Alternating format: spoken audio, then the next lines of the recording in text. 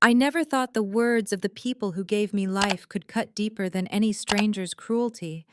But that night, in our cramped living room, where every picture frame seemed to lean in to watch the spectacle, my father's voice came down like a hammer.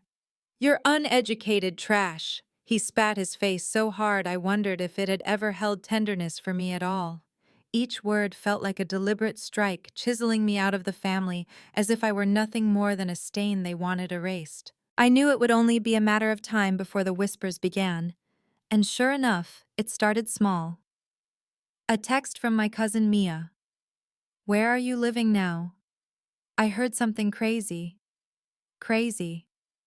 That's what my family called anything that didn't fit their neat little boxes. To them, I was always the failure, the disappointment, the one who could never measure up. I typed back 2 words: Florida coast. Nothing more. No smiley faces, no explanations, just enough to make her wonder. By evening, the ripples had begun. My brother's fiancée liked a photo on my private Instagram, one she had never dared acknowledge before. A neighbor from my parents' street sent me a friend request, and then the call I had been expecting Dad. I didn't answer. Instead, I sat at the edge of my infinity pool the next morning, dipping my toes in the cool water, while my housekeeper unpacked a crate of art pieces from storage. Among them was a stormy seascape, an oil painting where a tempest broke across the horizon. The way the light hit it felt almost prophetic. Mia called again. This time I picked up. Her voice dropped conspiratorial. "They're saying you ran off to hide because you're broke." I laughed softly, my voice calm but sharp. Broke people don't live where the ocean kisses their bedroom windows. There was silence on her end, and then a whispered question. "So, it's true. You bought a place out there." "I didn't buy it, Mia," I said. "I built it." The silence that followed was louder than applause. And in that silence, I realized something: they would come. Maybe not today, maybe not tomorrow, but soon.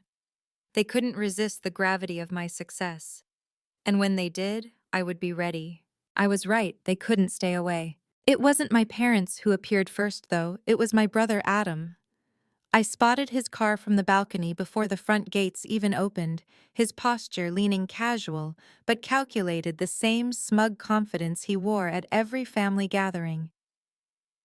My security guard's voice came through the intercom. "Ma'am, he says he's family." I let him wait. 10 minutes, long enough for impatience to crack his composure before I descended to meet him.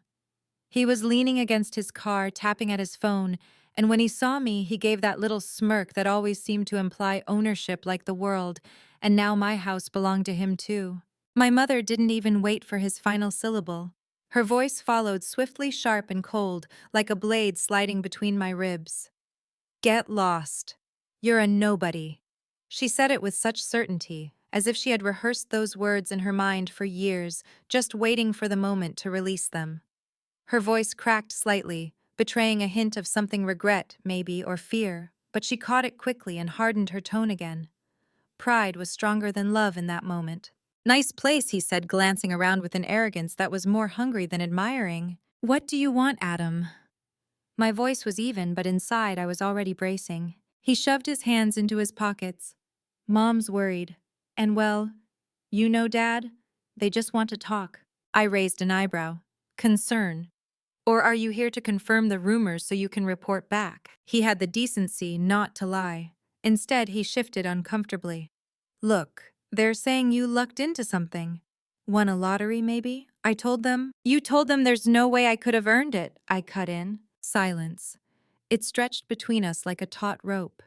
He fidgeted with his keys. Finally, he muttered, "They want to see you." I took a slow breath. "No, Adam, they don't want to see me. They want to see what I have." For a moment, his mask slipped. Not guilt, not compassion, envy. It flickered in his eyes before he forced it back down. He glanced once more at the house at the terrace overlooking the ocean and said quietly, "You should come back for dinner sometime." I smiled, but it didn't reach my eyes. "Maybe. But next time, tell them to come themselves. I'm done sending updates through a messenger." I stood frozen, my body heavy, my throat burning. The air was thick, suffocating heavy with years of judgment I had tried so desperately to swallow. I looked down at the chipped linoleum beneath my shoes, tracing the cracks with my eyes, trying to hold back the storm inside me. Tears threatened, but I refused to let them fall in front of them. I had spent years swallowing truths I wanted to scream all to keep this fragile family peace alive. And now, as they cast me out, I realized that peace had never been real. It was just silence. Silence I had paid for with pieces of myself. I watched his car disappear down the driveway, the sun glinting off its polished frame. I knew what would come next. If Adam had seen this place, my parents wouldn't be far behind. The tide was shifting, and they had no idea how far out they had drifted from shore. They didn't call, they just arrived. I heard the crunch of tires on the gravel while I was in the kitchen, the smell of fresh coffee filling the air. Through the glass walls, I saw Dad step out of the car. His shoulders squared, his jaw tight, like he was walking into a battle he believed he could win. Mom followed behind, sunglasses shielding her eyes, though the sky was overcast. She always wore them when she didn't want anyone to see her emotions. The doorbell chimed, an elegant tone that belonged to this house, not to the life I had left behind. I let it ring twice before I opened the door. Dad's gaze swept across the foyer, the marble floors, the towering windows, the light spilling in from the ocean. He didn't step inside. His first words weren't a greeting. "So it's true." "No hello, no how are you, just an accusation." Mom's voice followed, smooth and cool. "Adam wasn't lying. You really live here." I leaned against the frame, calm. "I do." Surprised, they exchanged a glance, the kind that carried years of unspoken judgments. I could feel it, the weight of every time they measured me against their standards and found me lacking. The diplomas I didn't earn, the careers they thought were beneath me, the dreams they thought I'd abandoned. Finally, Dad asked, "Where did you get the money?" His voice was sharp, slicing through the silence. But what they didn't know, what they couldn't even imagine, was that beneath their dismissal, beneath their scorn, I had been quietly building a life they had no idea existed. No framed diplomas, no formal accolades hanging on my wall. But in my bank account, $60 million. Earned not through chance or inheritance, but through sleepless nights of study, relentless work, and quiet determination. While they mocked me for not measuring up to their vision of success, I had been carving out a future they couldn't even dream of. I met his eyes. From not wasting my life proving myself to people who never believed in me. Mom stepped forward, then her tone softening, but not out of love. Out of calculation. "We could work together. You could invest in the family business. Help us expand." Her words were not about reconciliation. They were about need. I looked past them to the horizon where waves rolled endlessly toward the shore. "Funny," I said. "When I needed family, you told me to get lost. Now you're at my doorstep asking for help." Their faces tightened, silent but telling. They weren't here for me. They were here for what I represented: money, power, security, and they hated that I had it when they had written me off. "I think we're done here," I said at last, and closed the door before they could respond. But I knew it wasn't over. It was only the beginning. The calls started the next morning. At first, awkward, hesitant. Then relentless. Mom, Dad, Adam, even Mia. Every voicemail was a new angle. "We're still your family. You're being unfair. You owe us a conversation." By the fourth day, the pretenses were gone.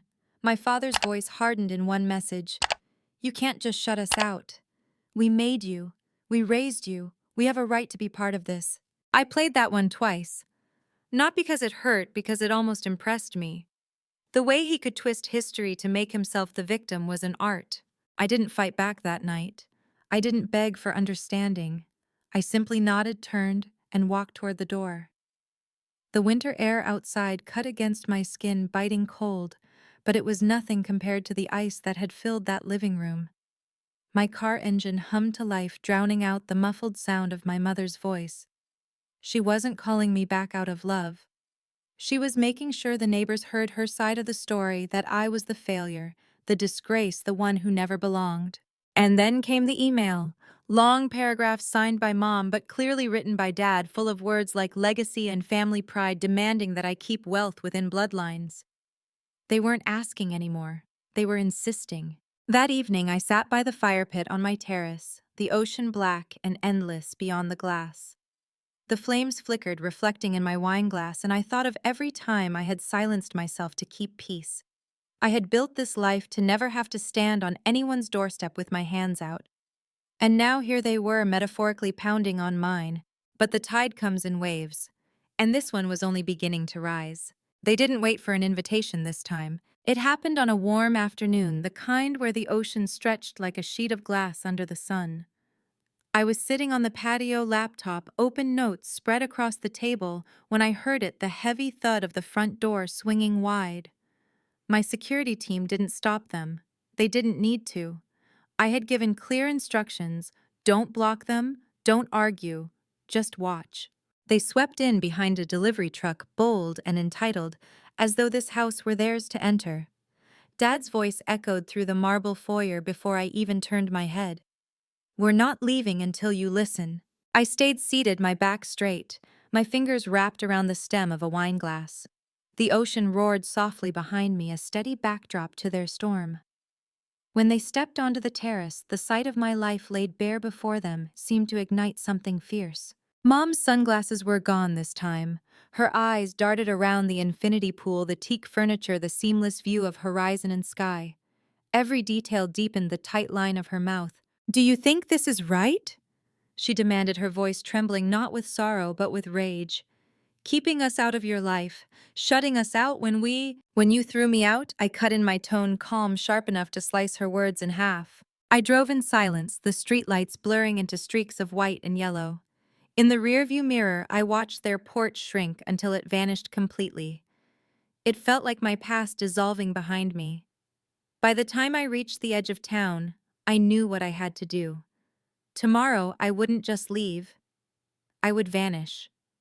Vanish into a world they believed was forever out of my reach, a world they thought I was unworthy of. Dad's jaw flexed, his nostrils flaring. "We were trying to push you to do better. By calling me trash," I tilted my head, locking eyes with him.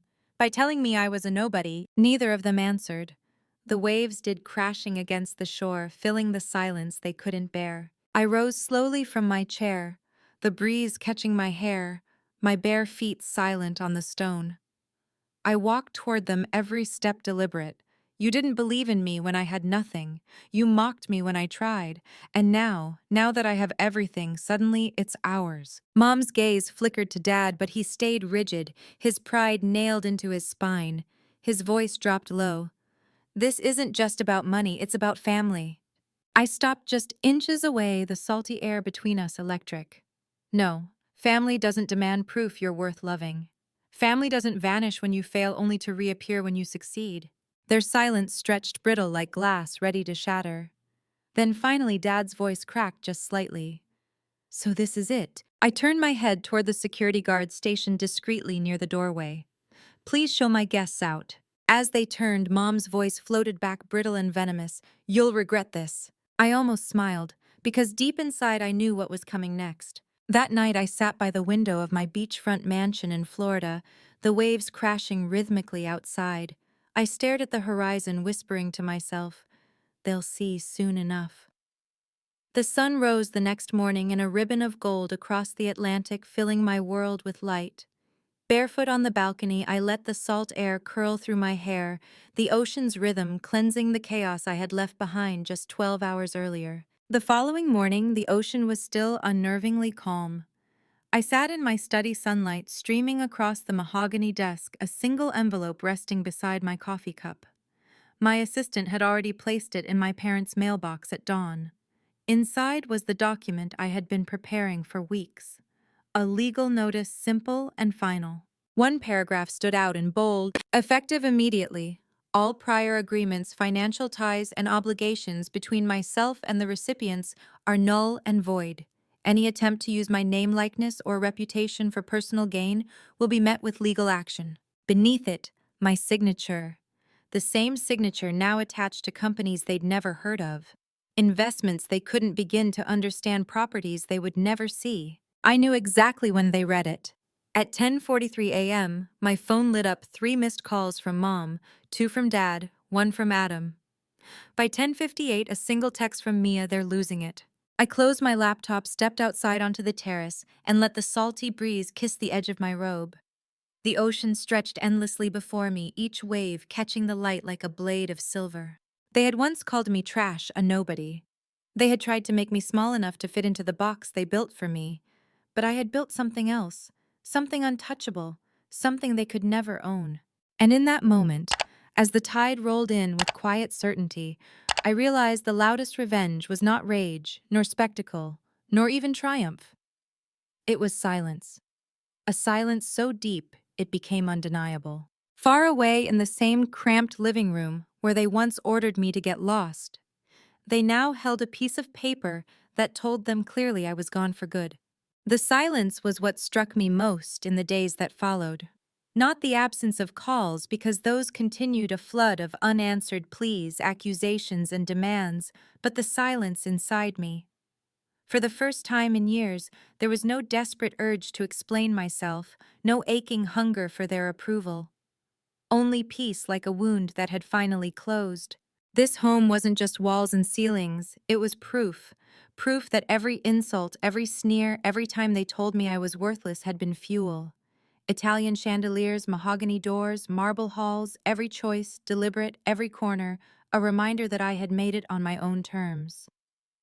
While they thought I was struggling in silence, I had been quietly investing, building, and creating a life no one could take away. But peace, I learned, was fragile. One evening, as twilight painted the sky in soft shades of violet and gold, Mia came to see me. She arrived quietly without the arrogance that clung to the others. Her eyes were wide as she stepped onto my terrace, her voice hushed. "They're unraveling," she confessed, twisting her hands together. "Uncle's furious. Aunt keeps saying you've betrayed the family. Adam, he won't stop talking about how unfair it is." I studied her carefully. Unlike the others, Mia had never openly mocked me. She had watched silent. But silence has weight too, and what do you think? I asked. Her lips trembled. I think you did what they never thought possible, and they can't forgive you for proving them wrong."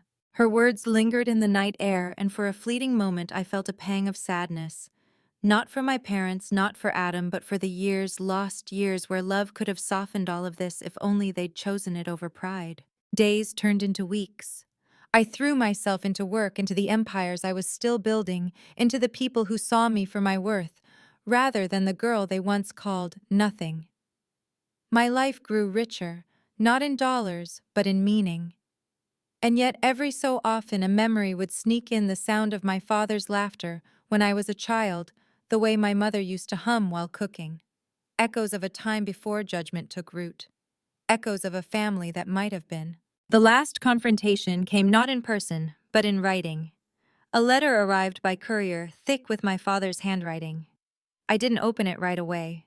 I let it sit on the marble counter for hours, as if the paper itself carried poison. When I finally unfolded it, his words spilled out raw and indignant. He spoke of legacy, of betrayal, of how I owed them everything because they had raised me. How my success was not mine alone, but the fruit of their sacrifices. I read it once, then again, and then placed it back into the envelope. And without ceremony, I fed it to the flames in the fire pit outside. The paper curled and blackened, the words turning to ash that floated upward, carried away by the wind. As the last ember died, I whispered to myself, I don't owe anyone my soul. That night I stood by the ocean, the waves licking the shore in their eternal rhythm. The stars stretched above me, vast and unyielding. I thought of the girl I had been, the girl who had begged silently for love, who had believed every cruel word. And then I thought of the woman I had become, the woman who turned their rejection into power, their betrayal into independence. My phone lit up with notifications. Dozens of missed calls and messages, not from them, of course, but from others, business partners, colleagues, people who actually respected me. They probably imagined I was sleeping in my car begging for shelter, when in reality, I was sipping coffee in a house that overlooked the endless ocean. I scrolled through my banking app and smiled. Numbers don't lie. Every cent was mine. This was my story, not theirs. And though they might sit in that suffocating living room, nursing their pride and spinning their tales, I knew the truth would haunt them louder than anything I could say. That the daughter they cast out had risen higher than they ever dreamed possible, and she had done it without them. So here I am sharing this with you, not out of bitterness, but out of honesty. Because life has a way of teaching us through fire. Sometimes the people meant to protect you will be the ones to wound you deepest. Sometimes the family you're born into will never see your worth until it's too late. And sometimes the greatest revenge isn't revenge at all, it's peace. If you've ever been told you're nothing, if you've ever been cast aside by the very people who should have loved you most, hear me now. You are not what they say you are. You are what you choose to build, what you choose to believe, what you choose to become. I chose to rise, and I chose to let go. If this story touched your heart, if it made you reflect on your own journey, I invite you to like, share, and subscribe. Tell me in the comments, have you ever carried wounds from those closest to you, and how did you rise above them? Let's build a space where stories like ours aren't silenced but honored. Because in the end, our scars don't define us, our choices do.